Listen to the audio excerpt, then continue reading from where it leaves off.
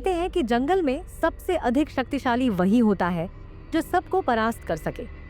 और इसी सिद्धांत के तहत यह जंगल बादशाह नामक एक भयानक शेर के कब्जे में था। उसकी पीली आंखें, चमकदार खाल और गूंजती हुई दहाड़ पूरे जंगल में गूंजती थी। जंगल के सभी जानवर उससे कांपते थे और उसके रास्ते में आने की हिम्मत कोई नहीं करता था। लेकिन बादशाह को एक अजीब बात खटक रही थी। जंगल में एक भैंस थी जिसे सब काली देवी के नाम से जानते थे। वह भैंस आम जानवरों की तरह नहीं थी। उसकी उपस्थिति ही रहस्यमयी थी।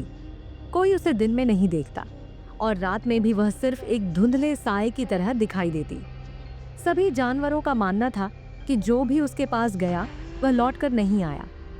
शेर को ये सब कहानियां बचकानी लगती थीं, मगर एक बात अजीब थी। किसी ने भी इस भैंस को शिकार करते नहीं देखा। वह जंगल के हरे भरे मैदानों में घूमती, मगर कोई भी शिकारी जानवर उस पर हमला नहीं करता था। ये बात शेर को बेचैन कर रही थी। आखिर उसमें ऐसी क्या खास बात थी?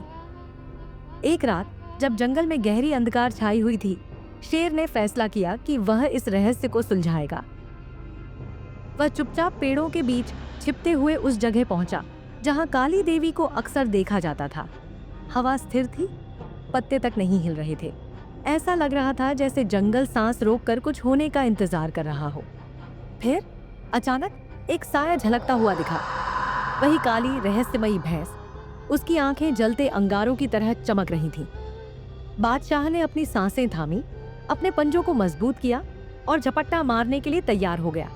लेकिन जैसे ही उसने छलांग लगाई, अचानक जमीन हिलने लगी। ऐसा महसूस हुआ जैसे पूरा जंगल चीख रहा हो। बादशाह का दिल तेजी से धड़कने लगा और उसने पीछे हटने की कोशिश की, मगर उसके पैर जैसे जमीन में धंस गए थे। शेर ने अपनी आंखें झपकाई और जो दृश्य उसके सामने था वह अविश्वसनीय था। वह किसी और ही दुनिया में था। चारों ओर धुंध, साए और अजीब फुसफुसाहटें।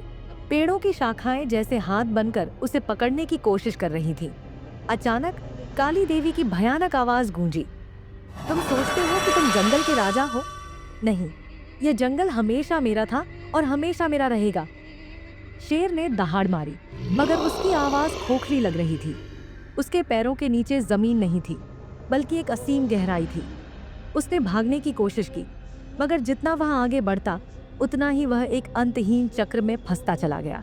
फिर अचानक काली देवी ने जमीन पर जोर से अपने पैर पटके और हर चीज अंधकार में समा गई। अगली सुबह जंगल में एक अजीब सी खामोशी थी। बादशाह शेर गायब था। जंगल के जानवर हैरान और डरे हुए थे। कहाँ गया वह शेर जो कल तक सब पर राज करता था? कोई नहीं जानता था। कोई नहीं देख पाया कि रात को क्या हुआ, मगर कुछ जानवरों ने दावा किया कि उन्होंने हवा में फुसफुसाहटें सुनी थी, जैसे किसी की हंसी गूंज रही हो। उस दिन के बाद जंगल में कोई और शेर नहीं आया।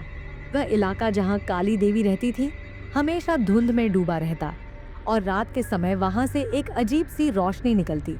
कुछ कहते हैं कि बादशाह शेर अब भी जिंदा है, किसी और दुनिया में, किसी और रूप में, और जो भी काली देवी के रहस्य को जानने की कोशिश करेगा वही अंजाम उसका भी होगा।